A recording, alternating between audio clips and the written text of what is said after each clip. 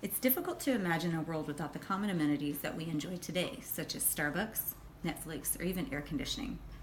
I'm intrigued by the lifestyles of the indigenous people of the world that have never known the luxuries that we enjoy today. You may or may not know who indigenous peoples are or how their lifestyles are different than our very own. Some rituals you may find shocking, some intriguing, and some very disturbing. I invite you to come with me on a journey around the world to discover 3 different groups of indigenous peoples: the Kuna, the Southern Pacific Islanders, and our very own Native Americans. So let's get started. Who are indigenous peoples anyway? The United Nations for Indigenous Peoples say that they are inheritors and practitioners of unique culture. They have retained social, economical, political, and cultural characteristics that are distinct from those of the dominant societies in which they coexist. The Kuna Indians have some very interesting rituals and traditions that differ greatly from our own way of life. For example, the Kuna celebrate the full moon as a community. During the full moon, they celebrate for up to 4 days before, creating rattles and masks that will accompany them throughout their ceremony.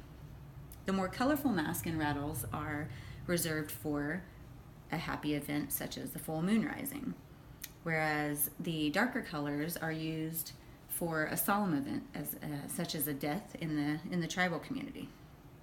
As a matter of fact, when the death occurs in the tribe, they have a beautiful ceremony for that person. Their dead are in fact buried, but a coffin is not utilized.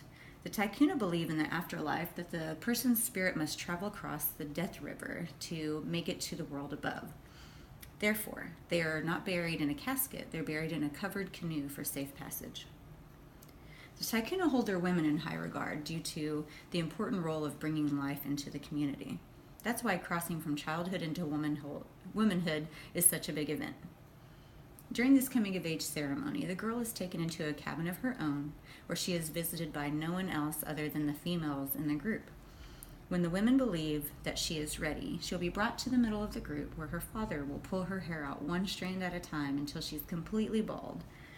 Being able to handle this kind of pain shows the father and the tribe that the girl is able and willing to handle the pain of childbirth and the responsibility of womanhood in the tribe. If you think that's shocking, wait until we get to the rites of passage for the Southern Pacific Islanders. If you were ever to be invited to the Southern Pacific Islands, you might even be invited to take part in a kava ceremony. The kava ceremony is utilized to bring people together. Its main purpose is to establish peace and neutral ground for working out any differences within the people. It's served in a half of a coconut shell and leaves you feeling numb, relaxed, and peaceful. Another interesting ritual that you'll find in the Southern Pacific Islands is the fire walking ceremony. It is told that the gift of fire walking is passed down from generation to generation, starting with 2 men in the tribe that were gifting each other blessings. It's believed in the community that the spirit god walks before you on the stones and protects you from injury or harm. My favorite is the Nagual ceremony, where the boys as young as 7 years old are land diving to show their bravery to the tribe. The boys weave vines together that are meticulously measured and tied around their ankles so that nothing more than their hair grazes the ground when they jump from the 90-foot tower. The mother of one of the boys will hold a childhood toy to represent letting go of boyhood and entering into manhood. In a National Geographic article, it is said that the G-force that these boys experience is the equivalent of a roller coaster ride for us. These rituals may seem primitive and dangerous to us, but they have served the tribe well to know who the great leaders will be.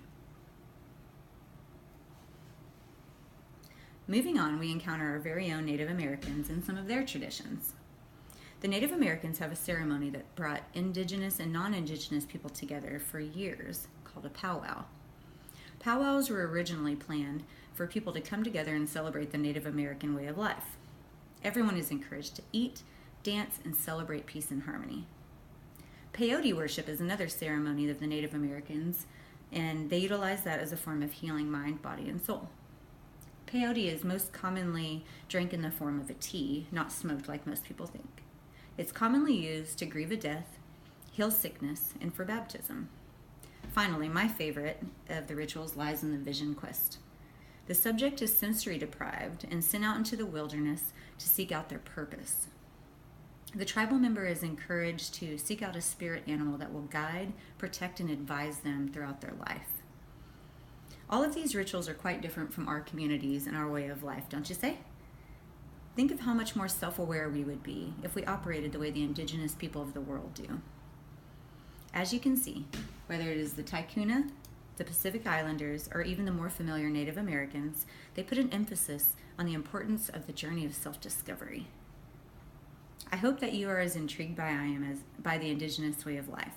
If you take away anything from this speech, I hope you leave with a desire to unplug and embark on your own journey of self-discovery.